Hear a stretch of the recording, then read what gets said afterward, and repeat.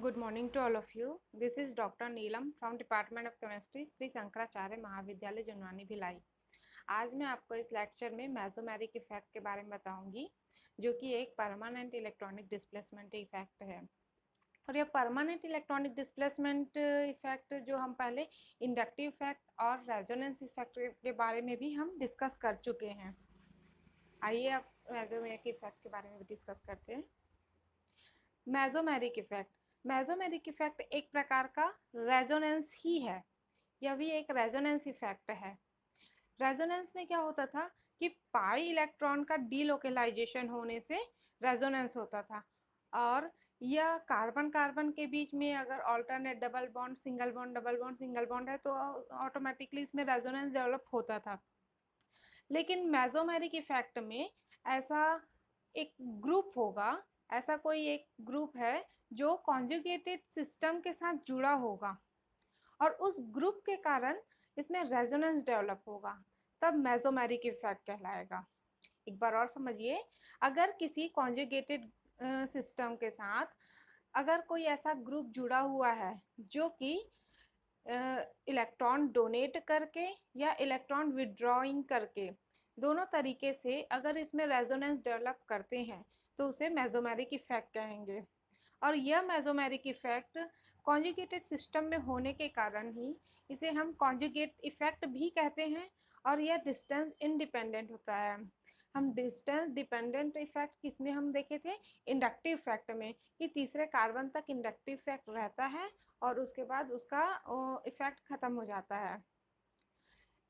ये to type के होते हैं mesomeric effect, minus M effect and plus M effect.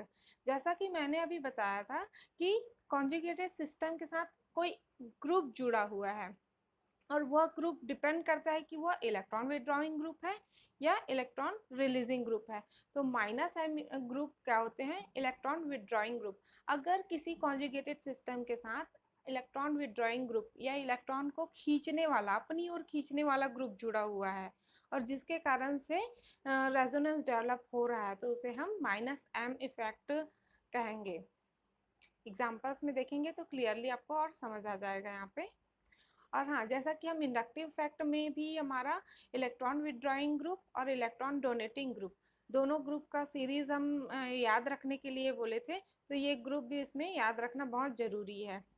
तो माइनस एम इफेक्ट स्ट्रांगली किस में है? यहाँ पे NO2 नाइट्रो ग्रुप में, देन साइनाइड में, then SO2R, then aldehyde, then carbonyl, then acid anhydride, then carboxylic group में, देन एसिटिक ग्रुप में,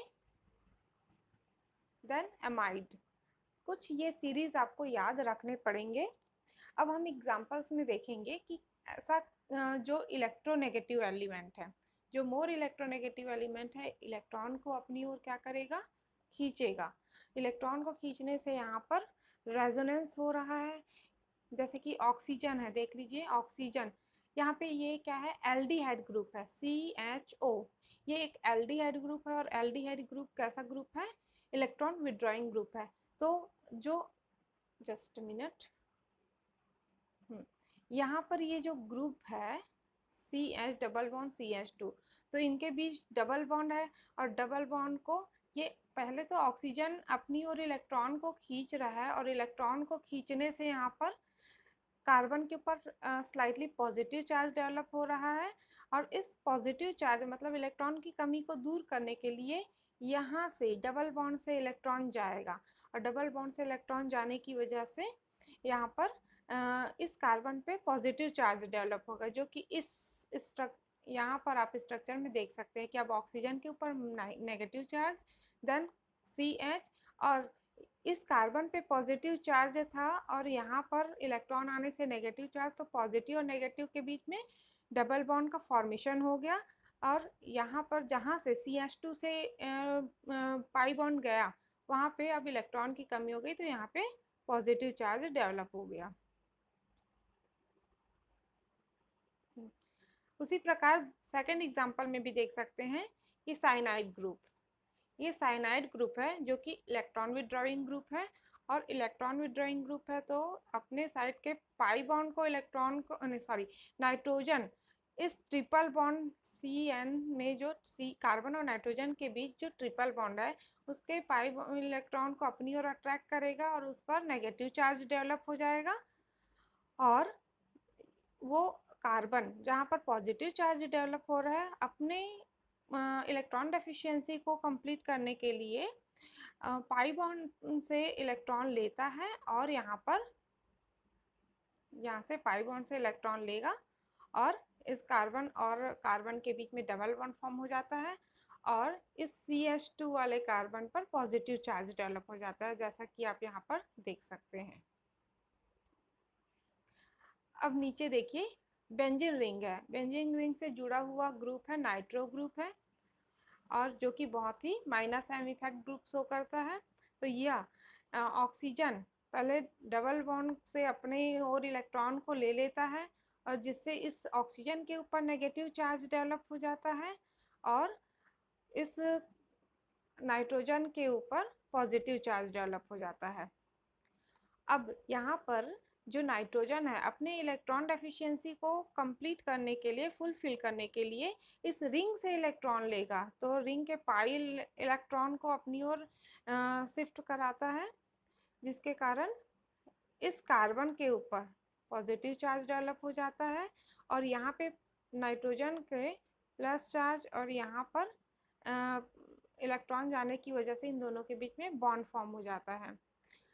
अब ये पॉजिटिव चार्ज में इलेक्ट्रॉन की डेफिशिएंसी होने की वजह से इस कार्बन अपने साइड के पाई इलेक्ट्रॉन को अपनी ओर शिफ्ट करता है, अपनी ओर खींचता है, जिसके कारण यहाँ पे डबल बॉन्ड का फॉर्मेशन हो जाता है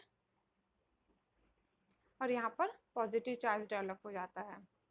उसी प्रकार यहाँ पर अपने साइड वाले ये पॉजिटिव चार्ज वाले कार्बन इलेक्ट्रॉन की कमी को पूरी करने के लिए अपने साइड वाले पाई इलेक्ट्रॉन लेता है, विड्रॉ करता है और यहाँ पे बॉन्ड फॉर्म हो जाता है और बॉन्ड फॉर्म होने की वजह से और यहाँ पे पॉजिटिव चार्ज डेवलप हो जाता है।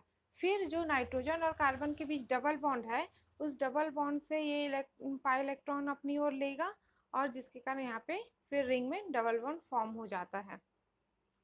तो इस प्रकार से यहाँ पे किसी ग्रुप की वजह से, जैसा कि यहाँ पर एल्डिहाइड ग्रुप की वजह से, यहाँ पे साइनाइड ग्रुप की वजह से और यहाँ पे नाइट्रो ग्रुप की वजह से यहाँ पे इलेक्ट्रॉन अपनी ओर खींच के रेजोनेंस डेवलप हो रहा है। इस कारण इसे हम -M या मेसोमेरिक इफेक्ट कहेंगे। और दूसरा होता है +M इफेक्ट। +M इफेक्ट वह इफेक्ट है जिसमें इलेक्ट्रॉन रिलीजिंग टेंडेंसी होती है, इलेक्ट्रॉन डोनेट करने की टेंडेंसी होती है, इस कारण हम इसको +M इफेक्ट कहेंगे। जिसका भी ऑर्डर आप देख लीजिए कि पहले भी मैंने इंडक्टिव इफेक्ट में बताया था कि कौन अपने से इलेक्ट्रॉन आसानी से देगा, तो जिसमें इलेक्ट्रॉन की अधिकता होगी और इलेक्ट्रॉन की अधिकता किस में होगी, कोई भी नेगेटिव चार्ज वाले स्पीसीज में। और नेगेटिव चार्ज स्पीसीज अगर बहुत सारा है तो उसमें हम कैसे देखेंगे कि जो अनस्टेबल होगा, जो नेगेटिव चार्ज उस एलिमेंट पर या एटम पर अनस्टेबल होगा वो आसानी से अपना लोन पेयर इलेक्ट्रॉन डोनेट कर सकता है। अगर मोर इलेक्ट्रोनेगेटिव और लेस इलेक्ट्रोनेगेटिव एलिमेंट की बात करेंगे तो लेस इलेक्ट्रोनेगेटिव पे नेगेटिव चार्ज अनस्टेबल होता है as compare to more electronegative atom. इस प्रकार से यह सीरीज याद रखना पड़ेगा हमको। तो देखिए एग्जाम्पल्स में यहाँ पे फिनॉल ग्रुप है। फिनॉल में हमारा OH है और ऑक्सीजन के पास 2 लोन पेयर इलेक्ट्रॉन प्रेजेंट है और 2 लोन पेयर इलेक्ट्रॉन प्रेजेंट होने की वजह से ये अपने लोन पेयर को यहाँ पे रिलीज कर रहा है और यहाँ पर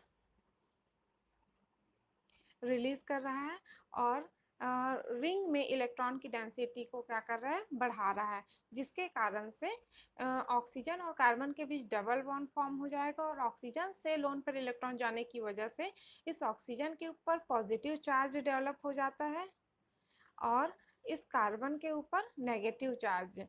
अब फिर ये नेगेटिव यहाँ पर जो पाई बॉन्ड होते हैं ये पाई इलेक्ट्रॉन इधर शिफ्ट हो जाते हैं और माइनस चार्ज इधर शिफ्ट होने से प्लस और माइनस के बीच में यहाँ पे डबल बॉन्ड का फॉर्मेशन हो जाता है।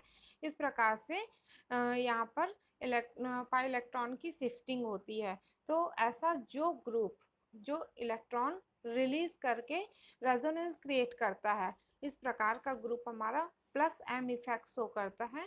जैसा कि कोई भी लोन पेयर जो ऐसा कोई भी एलिमेंट या ग्रुप जो लोन पेयर इलेक्ट्रॉन रखता है या नेगेटिव चार्ज रखता है, प्लस एम इफेक्ट शो करेगा। Thank you.